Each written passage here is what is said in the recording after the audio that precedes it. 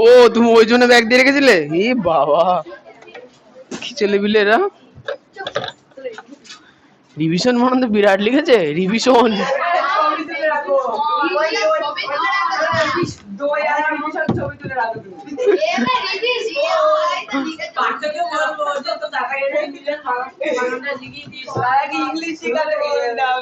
English ক্লাসে ভর্তি করতে বলতে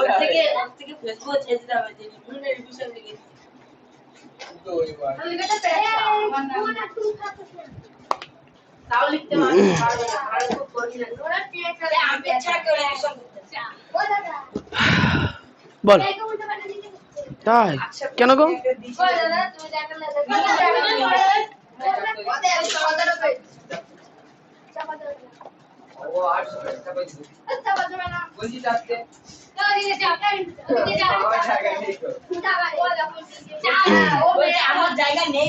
সুমতি চেয়ে বসো।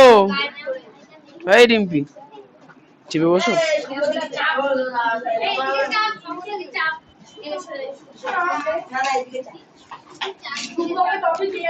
তোমাদের হচ্ছে কোষে দেখি 8.1 আজকে অঙ্ক, তার আগে ওই বিজ্ঞানটাকে দাগেই দিই, হ্যাঁ পরে নাহলে ভুলে যাবো। তখন বললো দাগানোই তো হয়নি। ঠিক আছে, আজকে আবার কার বই আছে?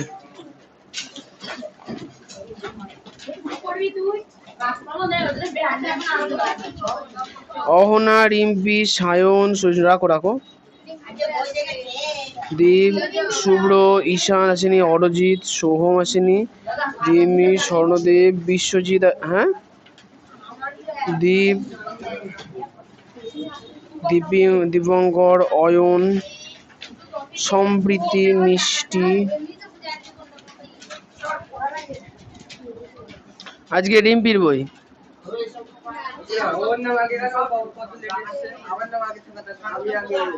সেদিন ওই মেয়েরা আগে ছিল না, রিম্পি আর অহনা এসেছিল, যে লেডিজ ফার্স্ট বলে ওদের আগে হয়ে গেছে। আর ছেলেগুলো পচা।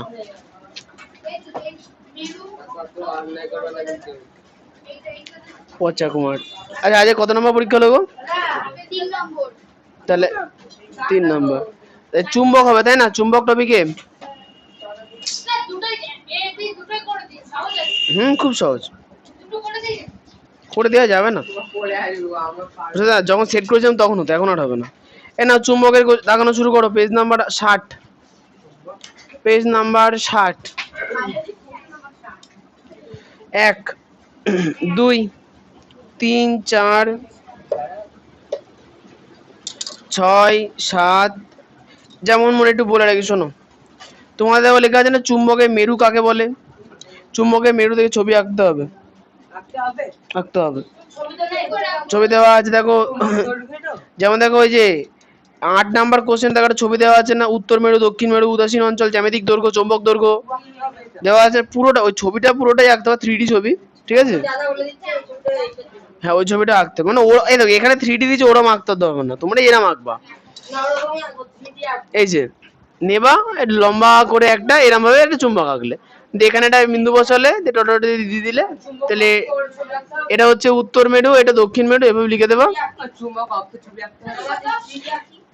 যেটা কাকে বলে লিখবা তার ছবি আঁকতে হবে। হ্যাঁ হ্যাঁ দেখো তুমি যেটা যেটা তুমি কাকে বলে লিখছো শুধু তাঁরই ছবি আঁকবে, মানে ছবি এঁকে শুধু সেটা পয়েন্ট আউট করবা, বাদ বাকি সব জিনিস পয়েন্ট আউট করার দরকার নেই। তবে চুম্বক আঁকছো মানে উত্তর মেরু আর দক্ষিণ মেরু তোমাকে লিখতেই হবে। চুম্বক আঁকছো মানে উত্তর মেরু দক্ষিণ মেরু। অঙ্ক তো হ্যাঁ অঙ্ক তো ছিল 8 9 না 11। ও না 11 লাগবে না, 10 লাগবে না, 9 পর্যন্ত এদিকে। 9 এর পরে হচ্ছে 13 চৌম্বক আবেশ কাকে বলে?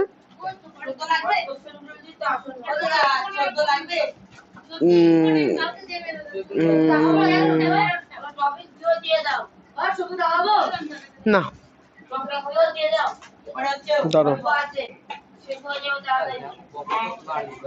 না না, এবার হচ্ছে হলুদ বক্স, বেগুনি বক্স, গোলাপি বক্স, সত্য মিথ্যা, স্তম্ভ। আচ্ছা না, এই শোনো, তোমাদের এখানকার কিন্তু এই সংক্ষিপ্ত প্রশ্ন আর বেগুনি বক্স, এই দুটো কিন্তু ভীষণ ভাবে ইম্পর্টেন্ট। প্রচুর শর্ট কোশ্চেন আসবে এখান থেকে। আর তোমাদের বেশিরভাগ প্রশ্ন হচ্ছে ওই বেগুনি বক্স আর সংক্ষিপ্ত থেকেই করা হয়েছে। হুম, প্রতিবারই করো, এবার না, শুধু প্রতিবারই করো। সংক্ষিপ্ত মানে হচ্ছে ওই যে যেগুলো আগেকার প্রশ্ন দাগানো ছিল ওইগুলো সংক্ষিপ্ত প্রশ্ন, 1 নাম্বার 2 নাম্বার প্রশ্ন। এই দিয়ে দাও, রিম্পিকা দাও।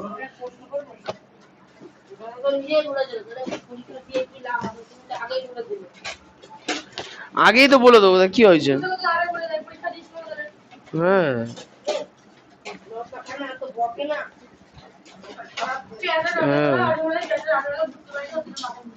হ্যাঁ হ্যাঁ,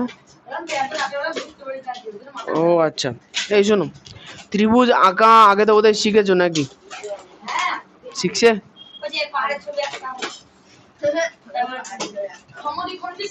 তো এবারকার ত্রিভুজ আঁকার পদ্ধতিও সেম। তবে দুঃখের বিষয়, তোমাদের মতো কিছু গুণধর ছাত্র আমার কম্পাসটা ভেঙে দিয়েছে, এবার আমি হাতে আঁকবো।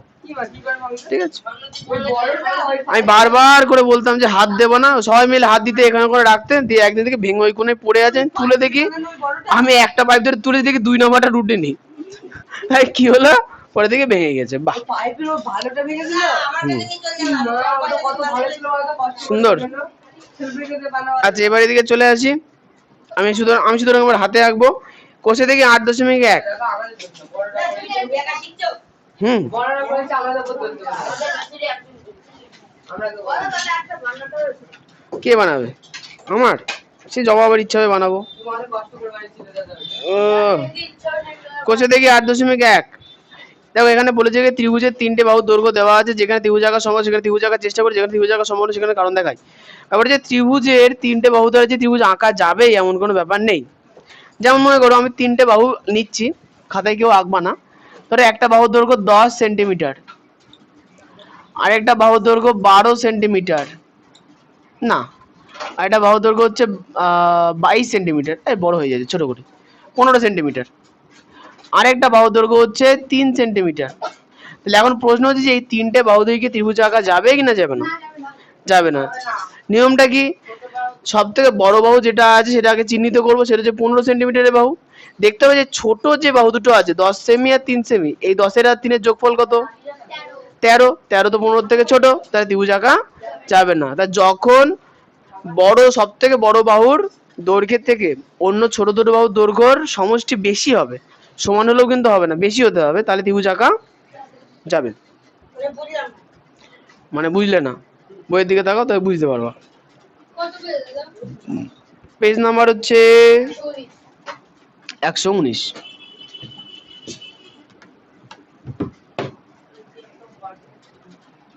বড় হতে হবে না, ছোট হতে হবে। বড় হলে হবে, সমান হলে হবে।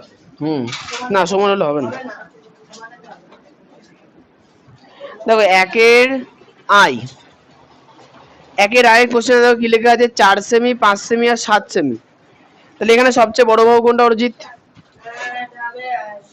7 সেমি। তাহলে বাকি দুটো বাহু কি কি থাকলো? 4 আর 5। তাহলে 4 আর 5 এর যোগফল কত? 9। বড় বাহু থেকে বড় না ছোট? বড় বাহু থেকে বড়, তাহলে ত্রিভুজ আঁকা যাবে। বড় হলে যাবে, ছোট হলে যাবে না। কি লিখবা? কেন লিখবা? কি বলেছে প্রশ্ন আগে দেখো। প্রশ্নে বলেছে যেখানে ত্রিভুজ আঁকা সম্ভব সেখানে ত্রিভুজ আঁকার চেষ্টা করি। তাহলে এক্ষেত্রে ত্রিভুজ আঁকা সম্ভব হচ্ছে তো, তাহলে ত্রিভুজ আমরা আঁকবো। তাহলে তোমরা খাতাতে মনে রাখবা, খাতার উপরে মোটামুটি 4-5 আঙুল যা হয় না জায়গা ছেড়ে দেবা, ওর মধ্যে কি লিখবা? কোশ্চেনে যে বাহু আছে 4 সেমি, 5 সেমি, 7 সেমি, সেই বাহুগুলো আঁকো। স্কেলের সাহায্যে 4 সেন্টিমিটার, হ্যাঁ মানে 4-5 আঙুল ছেড়ে নয়, 4-5 প্রথমে নয়, হেডিং একদম মাথার উপরে এগুলো করো। 4 সেমি আঁকো, 5 সেমি আঁকো, নিচে স্কেল দিয়ে 7 সেমি আঁকো। স্কেল দিয়ে করবা, সবকিছু স্কেল দিয়ে হবে, হাত দিয়ে কিছুই হবে না, শুধু লম্বা দাগ। আচ্ছা, দাগ টানার নিয়মটা একটু মনে রাখবা, দেখে নাও। এই যে মাপ কি করে নিতে হয়, স্কেল বসালে চেপে ধরে দু আঙুল দিয়ে ভালো করে শূন্য থেকে, শূন্য থেকে কত সেন্টিমিটার দাগ কাটবো, মনে করো আমি দাগ কাটবো হচ্ছে 10 সেন্টিমিটার, তাহলে 10 স্কেল খুঁজে 10 খুঁজলাম, তাহলে শূন্যতে একটা ফোঁটা দিলাম, 10-এ একটা ফোঁটা দিলাম, হয়ে গেল। এইবার এই দুটো ফোঁটাকে আমরা কি করব, জোড়া লাগাবো, বোঝা গেল। আমরা একবারে টানতে টানতে যাবো না, দিয়ে ওখানে গিয়ে থামবো না, তাহলে বেরিয়ে যাবে, অথবা কমে যাবে, তাহলে কিন্তু মিলবে না। হয়েছে টানা? কি টানলে? 4 সেমি 5 সেমি 7 সেমি টেনেছো তো? আমি কিন্তু ওইটা টানতে বলেছি, নিচের দাগটা টানতে বলিনি। 4 সেমি 5 সেমি আর 7 সেমি টানো তাড়াতাড়ি।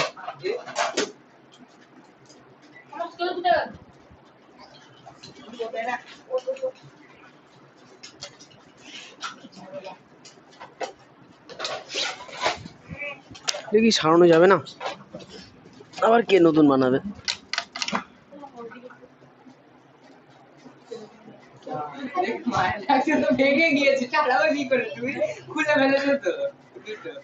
হ্যাঁ যাবে যাবে, এরম ভাবে করবো না, একটুখানি বাংলা স্টাইলে করবো।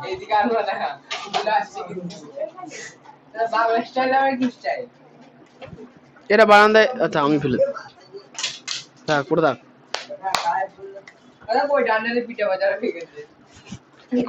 এই কোনাগুলোতে খুব ঝুল হয়, চুল থাকে প্রচুর, মাথা থেকে চুল ঝরে না সবসময়,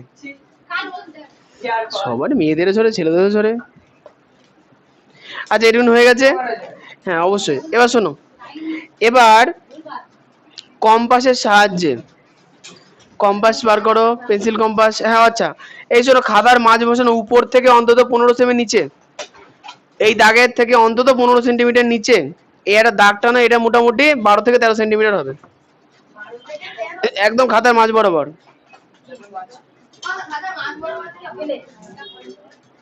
খাতার মাঝ বরাবর 12 থেকে 13 সেন্টিমিটার দাগ টানো, হ্যাঁ নাও টানো, এই ওখানে ধরবে না, ছবি নিচে না আরো 15 সেন্টিমিটার উপর থেকে নিচে, 12। হুম কি হয়েছে, তুমি যদি মনে হয় না ছোট করবে করো, পরে যখন ঝামেলা আবার প্রথম থেকে করতে হবে তখন শিখতে পারবে না, শেখার সময় পেজের মায়া ছাড়তে হবে। কোনটা?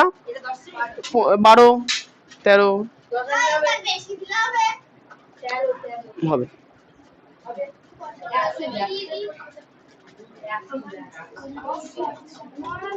মানে একদম যেটা 12, এটা অ্যাকুরেট কোনো মাপ না, এই শোনো এই যে এটা কোনো অ্যাকুরেট মাপ না, এটা একটা দাগ নরমাল, আর কিছু না। হয়ে গেছে রান্না? হ্যাঁ কেন করবো না, অবশ্যই করবো। আচ্ছা এবার শোনো, এবার কম্পাস, পেন্সিল কম্পাস বার করো। পেন্সিল কম্পাসে প্রথমে পেন্সিলটা যেন শার্প হয়, সুন্দর, তারপরে ভালো করে টাইট করো, যদি টাইট না করতে পারে জামা আছে, ধুতি আছে, গেঞ্জি আছে, ভালো করে এইটা ভালো করে ওরা কলকবজা টাইট করে, যেন পেন্সিল না নড়ে। দাঁত বের করো না, মিলবে না কিন্তু ছবি, ভালো করে টাইট। হ্যাঁ না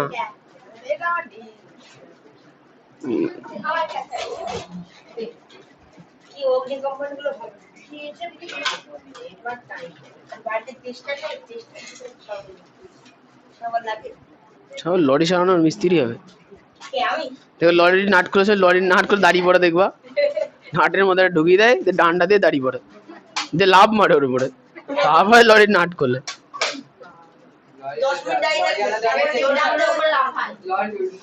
অবশ্য এখন মেশিন বেরিয়ে গেছে, ওই সেই ড্রিল মেশিনের মতো খটখট করে আওয়াজ হয়, খুলেছে।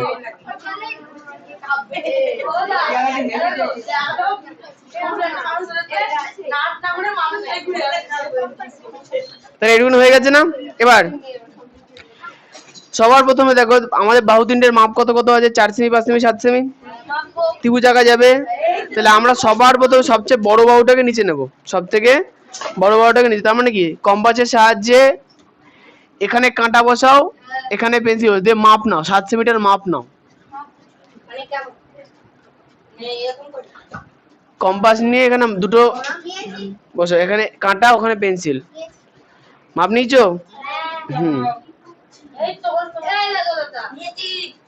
হয়েছে, ওরা টেনা বেঁকা করলে হবে না, খাতা একদম 60 হবে। হয়েছে। আচ্ছা মাপ নেওয়ার পর দেখো, এবার তো কাঁটা আমরা এখানে বসে এখানে ভেবেছিলাম না, এবার খাতাটা এই কাঁটা তোলো, কাঁটাটা এখানে বসিয়ে এইদিকে পেন্সিল দিয়ে মাপে দেখো যে সমান সমান আসছে কিনা।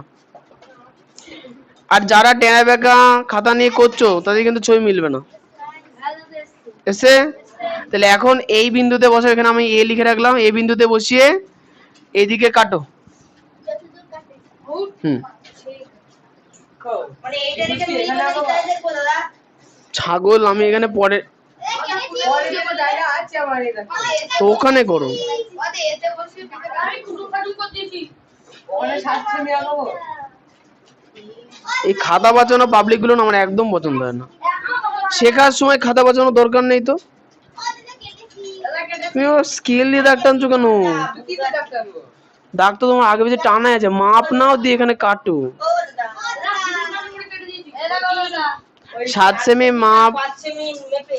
আমি এখন 7 সেমিতে আছি, 4 সেমি বেশি আমি যাইনি। তুমি চলে গেছো, বসে থাকো, পারলে করো, না আমি বলবো তখন করবা। সবাইকে নিয়ে তো চলতে হবে। 7 সেমি আপনি কেটেছো, এবার এখানে এ লেখো, এখানে বি লেখো, দিয়ে এখানে পেন্সিল দিয়ে একটা বিন্দু দাও, পেন্সিল দিয়ে এখানে একটা বিন্দু বসাও। কোথায়? দেখছি। আচ্ছা বিন্দু বসানোর স্টাইলটা একটু বলে দিই। বিন্দু এরকম এরকম করে বসাবো না, বিন্দু এটা ফোঁটা, এই যে দেখো এই দিলে এই বিন্দু, এই দিলে এটা হচ্ছে বিন্দু। তোমরা করো কি ইরাম ইরাম ইরাম ইরাম, বিন্দু দিচ্ছে না, বিন্দু আঁকছো, বিন্দু দিতে হয় কেমন করে, এই যে আসছে করে এই বিন্দু, বড় ফুটো হচ্ছে, খাতা ফুটো করবা। আর তোমার মার্কার এক্ষুনি দিলে বড় হয়ে যাবে। আমাদের এই তোমার মার্কার দিয়ে যদি তুমি যদি মার্কার দিয়ে ফুটা দাও তোমার বড় হয়ে যাবে। আমরা যদি এরকম করি দেখো পরেরটা কই দেখি, ওরাম করে দিবা কেন, এর প্রেসার দিয়ে এরাম তুমি যে তো কি, তাও তোমার হচ্ছে দেখো কত সুন্দর। শুধু আমার এখানে কালি ছড়িয়ে যাচ্ছে, এটা মাথাটা ভোতা হয়ে গেছে একদম।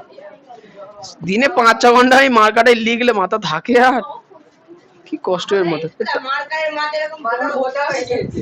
মার্কার হচ্ছে কোথায় পড়েছি 8 ঘন্টা ধরে লেখে। এটুকুনি হয়ে গেছে। এবার এ বিন্দু থেকে ভালো করে শুনবা, আমরা এবার হচ্ছে 4-এর মাপ নাও, কম্পাসের সাহায্যে 4-এর মাপ নাও, কম্পাসের সাহায্যে 4 সেমি মাপ নাও।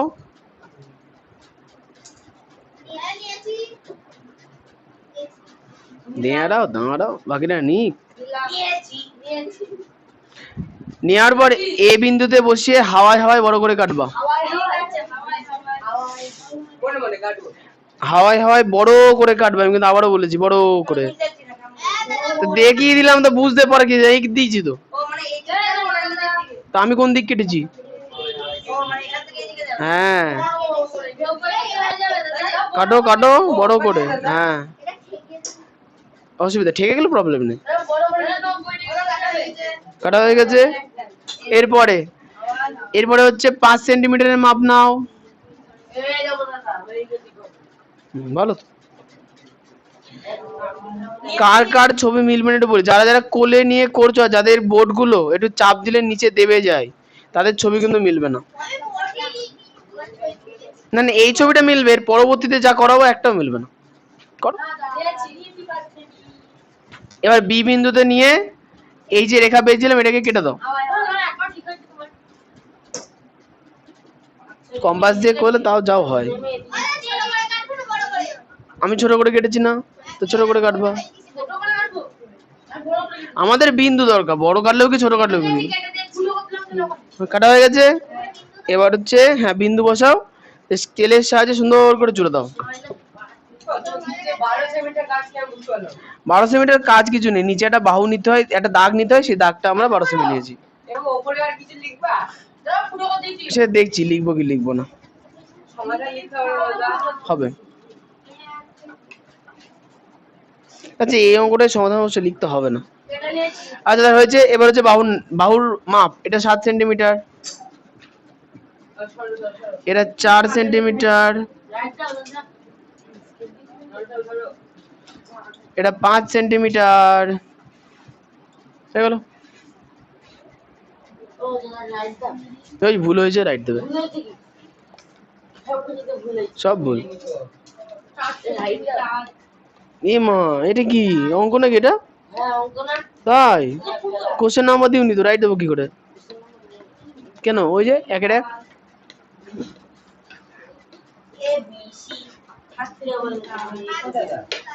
এই তো ভালো হয়েছে।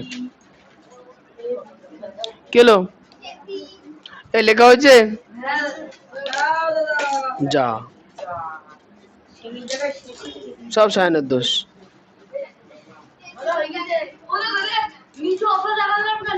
হ্যাঁ বলো,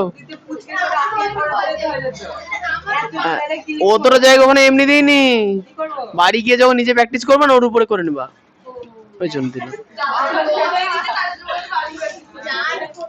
দাদার কিছু ভুল হয়নি, দাদা জানে যে ছাগলগুলো ওই খাতা বাঁচানোর চক্করে কি করে, এই যে মাথাটা থাকে না, এই মাথাটাই 7 সেমির মধ্যে ঢুকে যায়, তো ওই জন্য বললাম যে 15 সেন্টিমিটার নিচে করে, যদি ঢোকার কোনো সম্ভাবনাই না থাকে।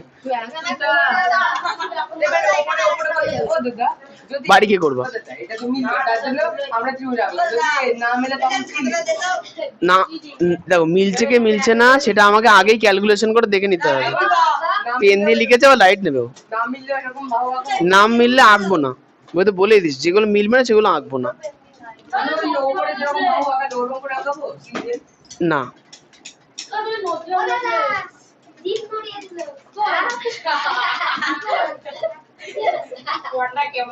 দেখি মিষ্টি রানি হয়েছে।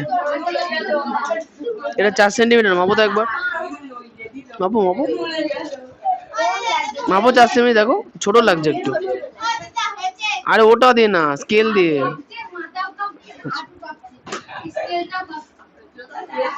তুমি 1 থেকে 4 নিছো না,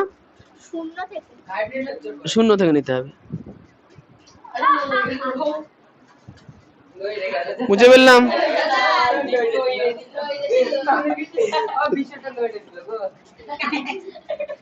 কি হলো বিশু? নইরে, নইরে মানে নড়িয়ে।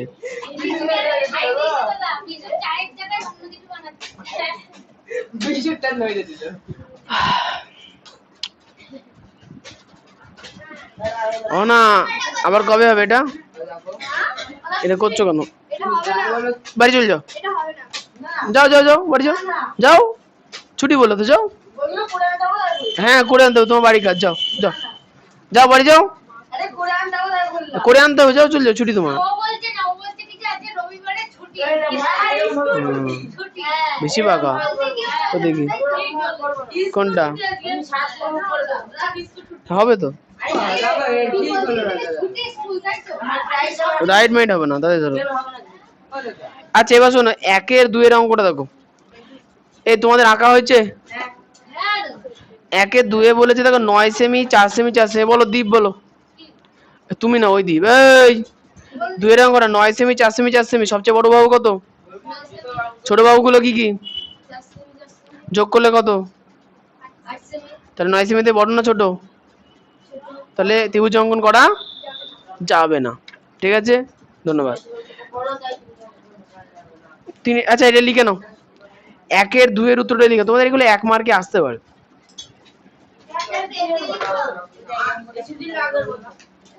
এবছর আসবে। 1 এর 2 পেন দিয়ে লেখো,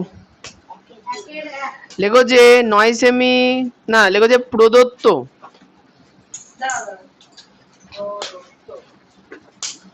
3টি বাহুর মধ্যে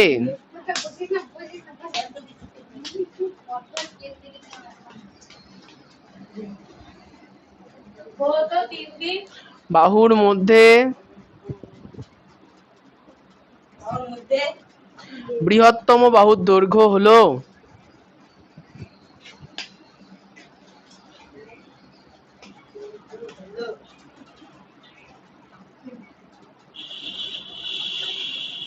9 সেন্টিমিটার, 9 সেমি।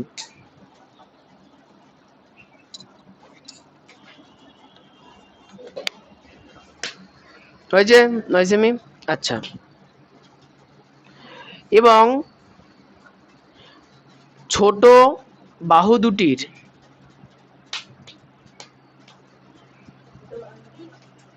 র র র বাহু দুটির যোগফল 4 যোগ 4 সমান 8 সেমি।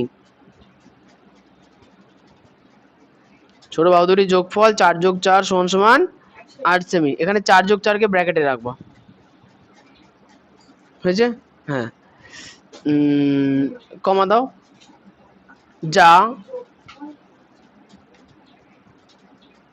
বৃহত্তম বাহু অপেক্ষা ছোট,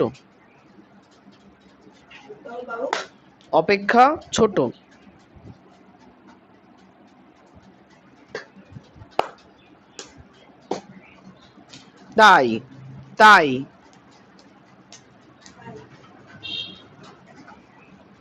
এক্ষেত্রে ত্রিভুজ অঙ্কন করা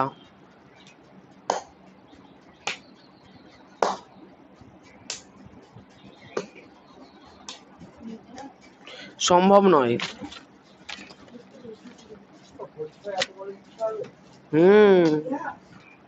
ইতিহাস না, ভূগোলের 2 নম্বরের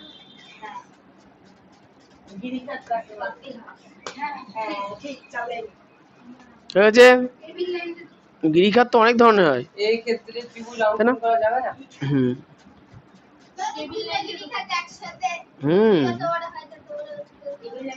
আরে এটা পাহাড়ের সংজ্ঞা, আরে এটা পাহাড়ের সংজ্ঞা, এক লাইনে লেখো 1 এর 3। হ্যাঁ, 1 এর 3 কি করব?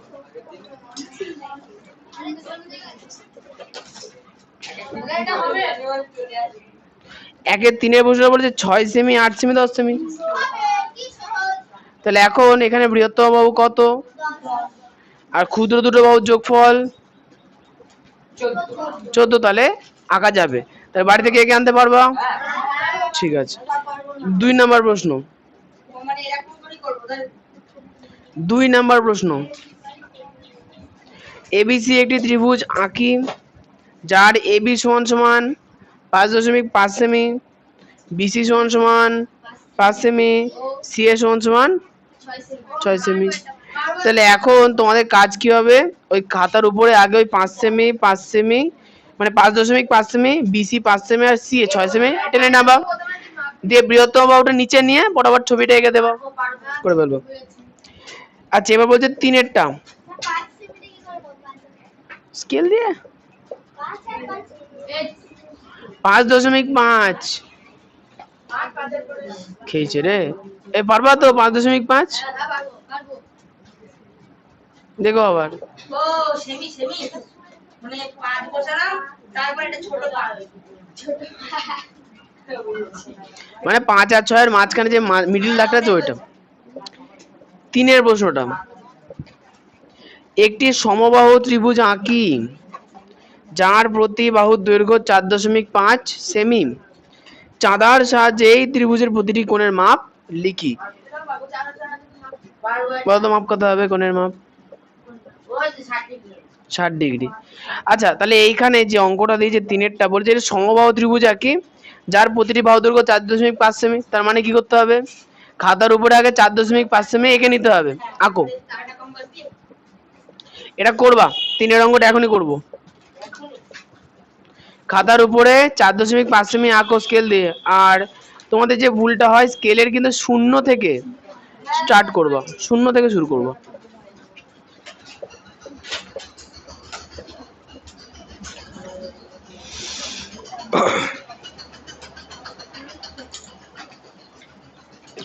শূন্য থেকে 4.5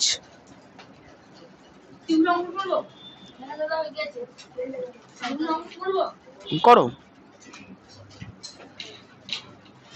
আচ্ছা, দাগ টানা হয়ে গেলে নিচে লিখবা 4.5 সেমি, দাগের নিচে হবে।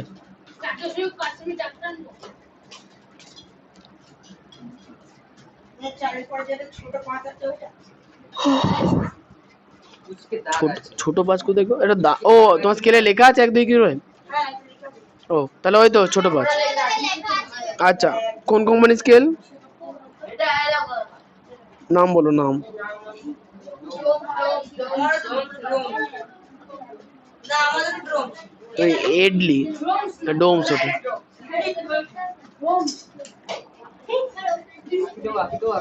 হয়েছে। এবার হচ্ছে ওই যে এখানে দাগ নিয়েছো। আচ্ছা, এটা যে মনে রাখবা, খাতার বাঁদিকে 2 আঙ্গুল জায়গা ছেড়ে দাগ হবে, দাগ টানা শুরু হবে খাতার বাঁদিকে 2 আঙ্গুল জায়গা ছেড়ে। আচ্ছা, এখানে যেহেতু 4.5 মিলি ছোট্ট একটা বাহু, তাহলে মোটামুটি ওই 4.5 মিলি যেখানে দাগ টেনেছো তার থেকে অন্তত ওই 10 সেন্টিমিটার মতো নিচে অঙ্ক ছবিটা আঁকবো আর কি। হ্যাঁ, 4.5 থেকে মোটামুটি 10 সেন্টিমিটার নিচে, আর বাঁদিকে 2 আঙ্গুল ছেড়ে একটা দাগ টানো বড় করে, যেটা মাপ হবে ওই যে 12 থেকে 13 অন্তত। এটা ছোট হলে অসুবিধা নেই। না 10 করো না। হ্যাঁ, 10 করো, নির্দিষ্ট কোনো মাপ লাগবে না। 4.5 টেনেছো, এরপরে নিচে এই বড় বাহুর দাগটা টানো, বড় দাগটা টানো। ভালো লাগে না?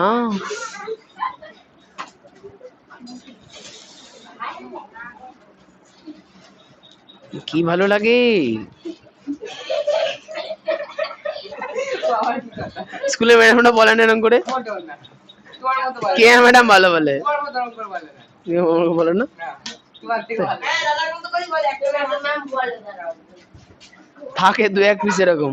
হ্যাঁ আছে আছে বলে তাই শোনা, তোমার ভালো লাগে না? হিন্দিতে এরকম বলে? WhatsApp আইডি থেকে ভিডিও স্যার হ্যাঁ, হ্যাঁ মিঠু স্যার বলে, হ্যাঁ হ্যাঁ। তো বললো তুমি এরকম করছি গাল দেখো সব রেকর্ড হয়ে যাচ্ছে কিন্তু আচ্ছা, এরপরে বলে এরকম ভাবে দাদা এটা আঁকা হয়ে গেছে ম্যাম না সে আচ্ছা এরপরে এই তো তো বেশি বকে। বুঝে নিতে হবে আচ্ছা, এবার হচ্ছে দাগ টানা হয়ে গেছে, এর কম্পাসের সাহায্যে 4.5 এর মাপ নাও। কম্পাসের সাহায্যে 4.5 এর মাপ নাও। আর টেবিলে তো বসবে এরকম সব রেকর্ড হয়ে যাচ্ছে দাদা এই পাবলিশ নিচো, স্যারদের সমস্যা, স্যারদের ট্রেনিং করায় না, বেকার। নিয়েছো। এবার শোনো, এই ত্রিভুজের ক্ষেত্রে বলেছে কি 3টে বাহুর দৈর্ঘ্য একই, তাহলে সবার প্রথমে যে বড় দাগটা টানলে তার এক প্রান্তে কাঁটা বসাও, দিয়ে 4.5 মিলি কেটে দাও। নিয়েছো। দিয়ে যে নতুন বিন্দুটা পেলে এটা এবি দিয়ে নাও, এক সাইডে এ অন্য সাইডে বি দিয়ে নাও। এখন যদি কম্পাস সানে মাটিতে থুয়ে দাও তাহলে কি মাপ পাল্টে গেছে, তাহলে আবার 4.5 মাপ নাও, আবার 4.5 মাপ নাও, দিয়ে উপরে এ বিন্দু থেকে উপরে হাওয়ায় হাওয়ায় একবার কাটো, বি বিন্দু থেকে উপরে যেটা পেলাম সেটাকে কাটো। রাউন্ড হয়ে যাবে, দেখো রাউন্ড। হ্যাঁ, ওই তো বি বিন্দু থেকে উপরে কাটো। হ্যাঁ, হয়েছে। একই মাপ নিয়ে কাটতে হবে, ওখানে অত বড় কেন? হ্যাঁ, ওই দাগটায় কাটো। হয়েছে হয়েছে, ঘোষ বানাও তো। এই তো তোমার হয়েছে না দীপিকা? করো। এবার এবার হচ্ছে যে বিন্দু মাথার উপরে পেলে জুড়ে দাও। যারা বুঝতে পারলো না তাদের জন্য, সবার প্রথমে 4.5 নিয়েছো, দিয়ে এবি লিখেছো। এবার এ বিন্দু থেকে উপরে একটা বড় দাগ কাটো, 4.5 নেই, বি বিন্দু থেকে একই মাপ নিয়ে উপরে একটা কাটো, দিয়ে সুন্দর করে জুড়ে দাও। এটা হলো সি বিন্দু। উপরে সি লেখো, তারপরে সমাধান লিখতে হবে। আচ্ছা, ওখানে 4.5 তুমি করে 3 থেকে লিখে ফেলো। দেখো আমি জায়গা না ছেড়ে দিলাম, দেখো দেখো দেখো দেখো দেখো আমি জায়গা রেখে পছন্দ করে দিলাম। খুব ভালো, এই দেখো এদিকে খুব ভালো। দেখো না, হ্যাঁ হ্যাঁ, দেখেছি দেখেছি। ভালো তো, হ্যাঁ, খুব ভালো। খারাপ না তো? না না রাইট দিবা না। মিলে তো করে আচ্ছা, ত্রিভুজ আঁকা হয়ে গেলে ত্রিভুজে মাথার উপরে সি লিখবা, আর নিচে এবি লেখা আছে। প্রত্যেকটা বাহুর দৈর্ঘ্যের মাপ লেখো 4.5 সেমি করে, 3টে বাহুর দৈর্ঘ্যের মাপ সাইডে সাইডে লিখে নাও। হ্যাঁ, নিচেও লিখবা, না বাংলায় লিখবা সেমি।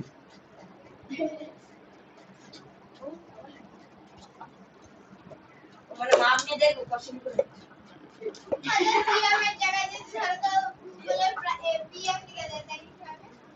সিএম এর জায়গায় ভুল করে পিএম এ কেন হবে? তোমাদের সেন্টিমিটার আছে, বাংলায় লিখবা। পিএম মানে কি গো? না সিএম এর দলিতে ডিএম তোমার আবার ইউপিএসসির ভূত জেগেছে না? ইউপিএসসির ভূত জেগেছে। না ওই আরেকবার ডিস্ট্রিক্ট ম্যাজিস্ট্রেট এই আছে ছেলেপেলে এই তোমার এই পরীক্ষা ঘরে কি করে গো পড়ে থাকে, পড়ে তো না পড়ে না, ফালতু অকেজো। ছি ছি ছি ছি ছি, মার্জিন টেনে নি, মার্জিন টেনো। এই শোনো, এরপর এইটুকুনি হয়ে গেছে না, সুন্দর হয়েছে। এবার হচ্ছে আমরা সমাধান লিখবো। সমাধান এ হয়নি কার, হাত তোলো তো, কার হয়নি এখনো? বিশ্বজিতের হয়নি কেন গো? তাই সমাধান লিখে দিলাম যা আছে কোশ্চেন। এই বিশ্বজিৎ হয়েছে সমাধান? বই দেখে দেখে, এই শোনো সমাধান কি করে লিখতে হবে বলি। দেখো তোমাদের বইয়ের কোশ্চেনে লেখা আছে একটি সমবাহু ত্রিভুজ আগে, দাঁড়াও, একটি তাহলে লিখো একটি সমবাহু ত্রিভুজ আঁকা হলো। একটি সমবাহু, হ্যাঁ বই দেখে দেখে, একদম বই দেখে দেখে, যেখানে আছে লেখা থাকবে আঁকি পেন দিয়ে। আচ্ছা সামনে কিন্তু একটা কথা লিখতে হবে, শুনে শুনে লেখনি। এই যে সবার প্রথমে কিন্তু সামনে লিখতে হবে সমাধান। এই যে ছবি, তো ছবির নিচ থেকে, ছবির নিচে 2 আঙুল ছেড়ে দাও, তার নিচ থেকে লেখো, প্রথমে লেখো সমাধান, এই কথাটা লেখো। তারপরে কমা দিয়ে লেখো বইয়ের ভাষা দিয়ে যেমন আছে তেমন।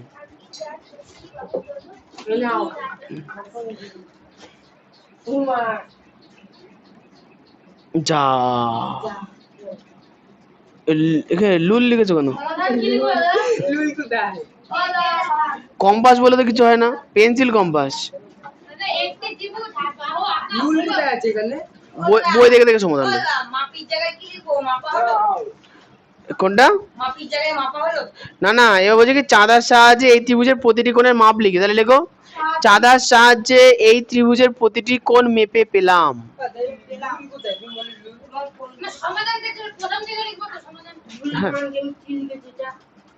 রুলই তো লিখেছো, রুল বলে কিছু হয় নাকি? পেন্সিল, বাড়িতে রুল বলে বলে এমন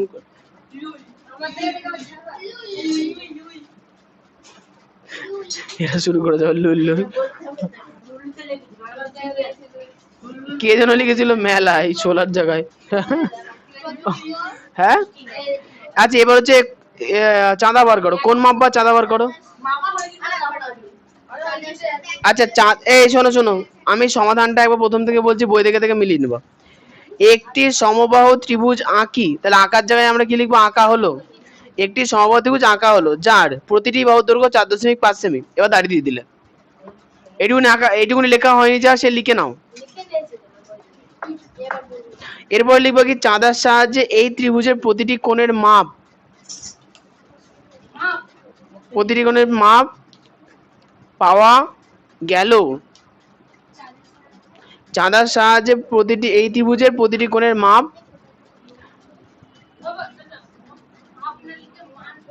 মাপ ময়াকার প পাওয়া গেল 60 ডিগ্রি, 60 ডিগ্রি, 60 ডিগ্রি।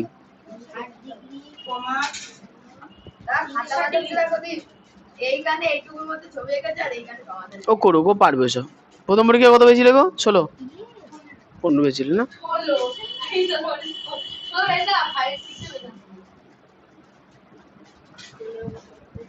আচ্ছা তাহলে হয়ে গেছে, এক্সিলেন্ট, ভয়ঙ্কর স্যার।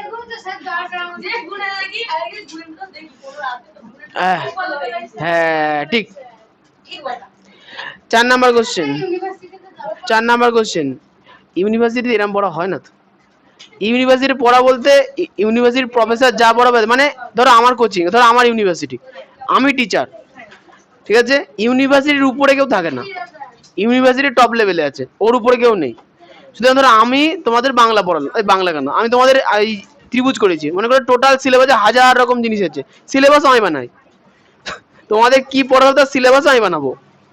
ধরো বা আমাদের উপরে ইউজিসি থাকবে, ইউজিসি বানালো।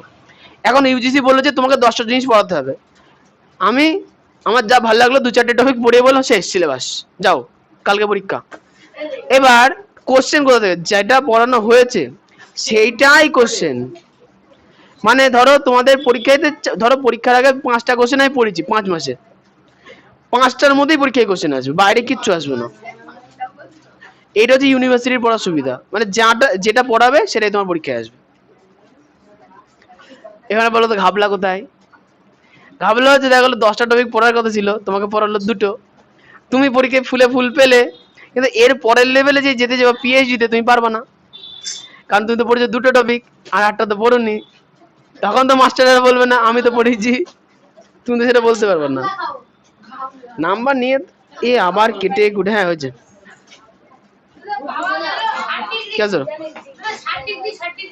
ইয়েস, 4 কোশ্চেনে চলে আসি, আশা করি সবার হয়ে গেছে নাকি?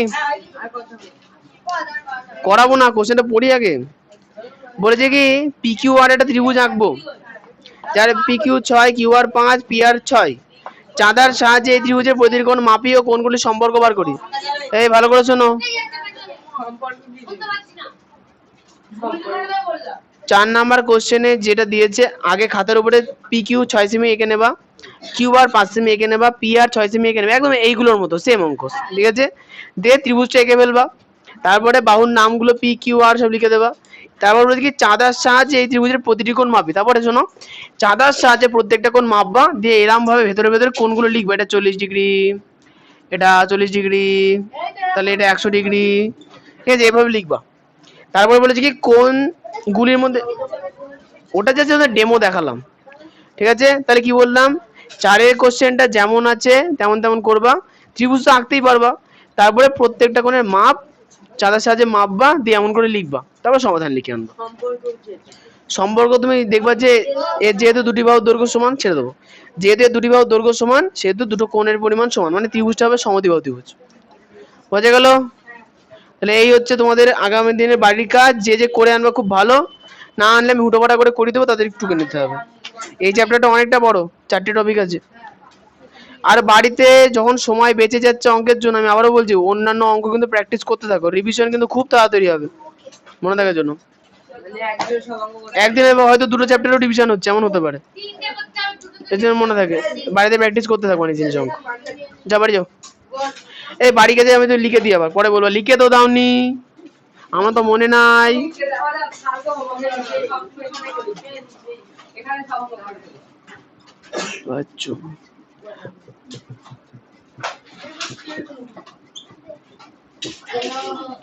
তো 3টে করে চ্যাপ্টার রিভিশন করবে, 10টা করে একদিনে পুরো চ্যাপ্টার। সব চ্যাপ্টার যে ভিডিও পান্ডা ঘুরি কেউ করে না, একে পান্ডা না পান্ডা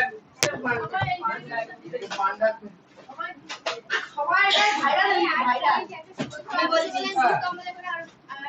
বললা কেন ফোন করব যে হ্যাঁ আরেকটা জিনিস, এই যে এর সঙ্গে দ্বিস্তম্ভ, এই ছাতা আমাদের 12 নম্বরের পরীক্ষা দুটো দেবে এক্সাম প্র্যাকটিস। আচ্ছা এবার একটা বিষয়, আগামী ক্লাসে কিন্তু দ্বিস্তম্ভ যদি শূন্য পেয়েছো রাস্তায় পাঠাবো, আর এটা কিন্তু 8 মিনিটেই হবে, 8 মিনিট থেকে 1 মিনিটের বেশি দেবো। আমার কিছুতে ক্যামেরা তো স্যার বললো 8 নম্বর কোশ্চেন তো বাকি করিয়ে দেন, বলে 8 নাম্বার কোশ্চেন তাহলে করে দিন আমার, ওটা তো ওটা এখনই 5 মিনিটে হয়ে যাবে, নিজে করতে হবে। ওরা নিজে ওটা ছবি দেখে দেখে নিজেই করতে হবে, বার করো দ্বিস্তম্ভ বার করো, 8 নাম্বার কোশ্চেনটা করে দাও। পারবো যা যা করবো না বাড়ি চলে যাও, যে যে করো অবস্থা করো, ওই তো বাড়ি চলে ওরা আমি জানি কেউ বাড়ি যাবে না, ওই জন্য ডায়লগ দিতে হবে। যাবে 189 পেজ বার করো, ওরা আছে যাও গেলে চলে যাও। আজ আমাদের কি আছে 8 এর কোশ্চেনটাই কতগুলো কোশ্চেন আছে, নিজের মতো পারবো এসব কত পেজ না আরে হ্যাঁ ওটা এত কোশ্চেন দেখো তাহলে 8 এর অঙ্কটা দেখো বলেছে কি ফুলিয়ার উৎপল ও আমিনামিবির বছরে তাতে শাড়ির তৈরির পরিমাণ দ্বিস্তম্ভ চিত্রের লেখাতে দেখানো হলো। এখানে যেটা নীল কালারের সেটা হচ্ছে উৎপল, আর যেটা আমিনাবিবি সেটা হচ্ছে গোলাপি, ঠিক আছে? এবার দেখো গ্রাফ তো বুঝতেই পারছো দ্বিস্তম্ভ কি লেখা আছে, আছে তো?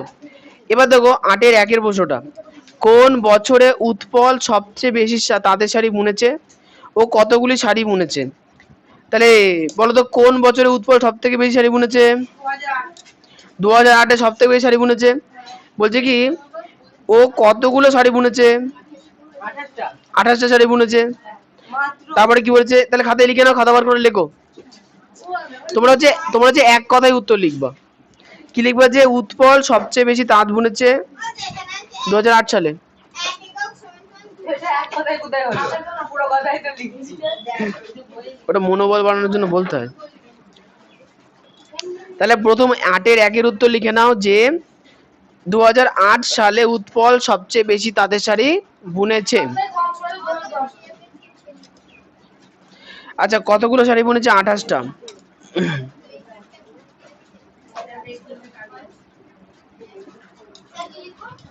উমা লেখো যে 2008 সালে উৎপল সবচেয়ে বেশি তাঁতের শাড়ি বুনেছে এবং তুমি আঁকবা না, এই লিখবা না, ও লিখে দিচ্ছে, তুমি টুকে নেবা, সে আর মনে থাকবে না। আচ্ছা তা কি হয়েছে? ওখানে 1 ও 2টি শাড়ি হলে কি হবে? বইতে তো বলেই দিয়েছে তাদের শাড়ির সংখ্যা। তোমার হাত রক্ত রক্ত হয়ে গেল।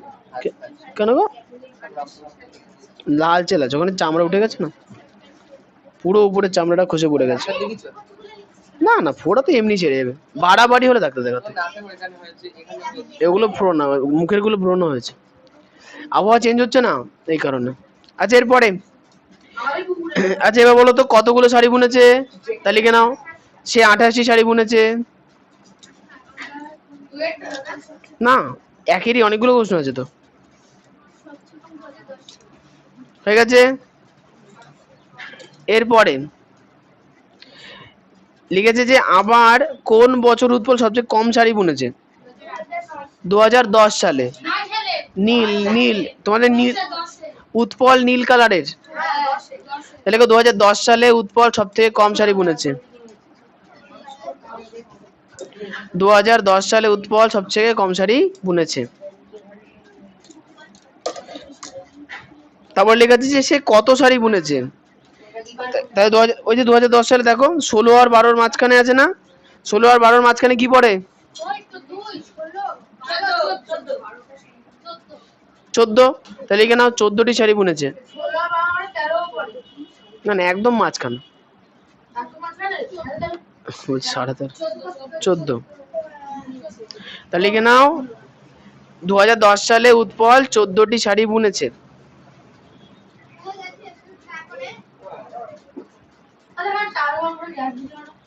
ওদের ইচ্ছা। হ্যাঁ ক্লাস 8-এ তো নিজের মতো গ্রাফ পেপার থাকবে, মজা করবো।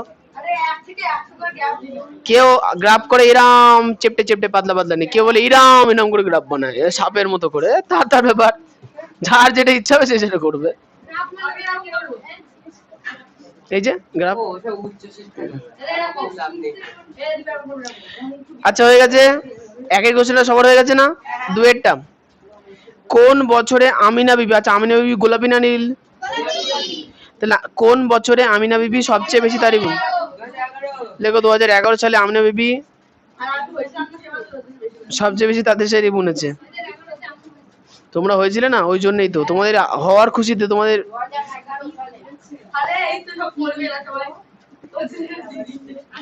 লিখে নাও 2011 সালে আমিনা বিবি সবচেয়ে বেশি শাড়ি বুনেছে।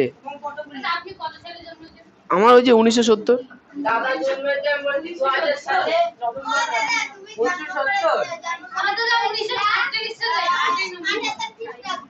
না না 70। 1970। হ্যাঁ এই না এরপরে এ বলছে কি, এই চুপ, এ বলছে কি আমিনা বিবি সবচেয়ে বেশি তাঁতের শাড়ি বুনলে 11তে কটি বুনেছে? 24 আর 20-র মাঝখানে 22। লিখে নাও 22 ঠিক।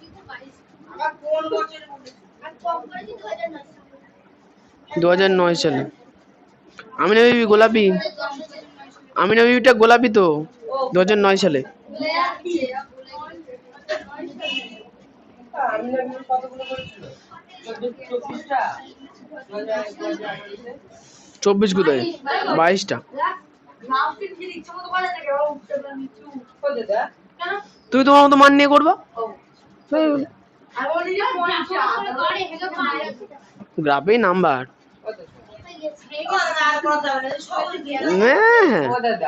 আচ্ছা এরপরে বলো। হ্যাঁ কম করে বাড়িয়েছে 12টি। হ্যাঁ এই 2-এর কোশ্চেনটা সবার হয়েছে? দীপিকা হয়েছে? 3-এরটা তিনের প্রশ্ন বলছে কোন কোন বছরে উৎপল আমিনা বিবি থেকে বেশি শাড়ি বুনেছে বলো।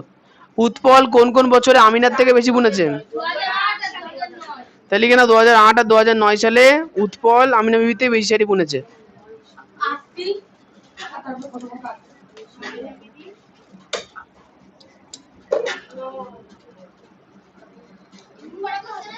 এগুলো ছোট ছোট বাচ্চাদের দেখালো তো ওদের লিখতে রাখা খাতা পেয়ে আমার গীতাই তো এই যে আমার শেষ পেজে লিখতে খাতা ওরা তারপরে 2008 হবে। হ্যাঁ, এরপরে বলেছে যে উৎপল সবচেয়ে বেশি কোন বছরে আমিনা বিবিতে শাড়ি বুনেছে? 2008-এ। দেখো 2008 সালে উৎপল সবচেয়ে বেশি আমিনা বিবির থেকে শাড়ি বুনেছে। কেন অন্য শাড়িগুলোতে তো বলেছে। অন্য সালগুলোতে 9 আছে, দেখো 9 গুনেছে আমিনা বিবির থেকে 4টে শাড়ি বেশি। আর 2008 সালে 8টা শাড়ি বেশি বুনেছে। তখন পায়ে জেনারেটর লাগিয়ে লেগেছিল 2008 সালে, হুটো পাটা করে শাড়ি বানিয়েছে এক গাদা। ভালো হয়নি শাড়ি।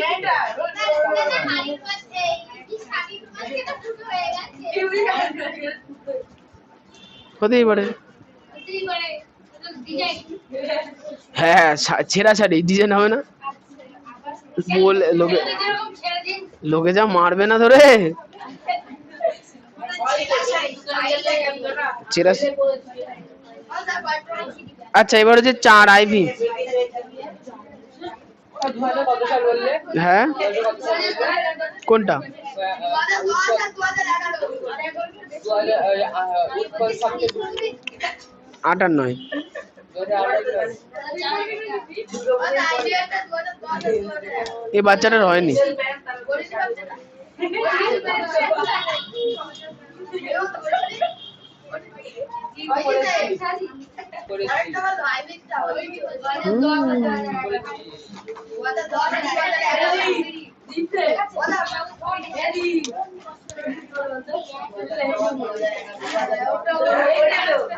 আচ্ছা, এরপরে আইভি এর কোশ্চেনটা, আবার কোন কোন বছরে আমিনা বিবি উৎপলের চেয়ে বেশি শাড়ি বুনেছে? 2010 আর 11। হয়ে গেছে তোমার লেখা? বাবা, কিসের ছুটি? এবার বলছে কি আমিনা বিবি সবচেয়ে বেশি কোন বছরে উৎপলের থেকে বেশি শাড়ি বানিয়েছে? 2011। বইতে যেটা আছে সেটাই বললাম। তাহলে আজকে এই পর্যন্ত, আসতে পারেন। আর যারা যারা গুরু দক্ষিণা দেননি অনুগ্রহ করে মাসেটা ক্লিয়ার করতে হবে, তাই না? বন্ধ করে দাও।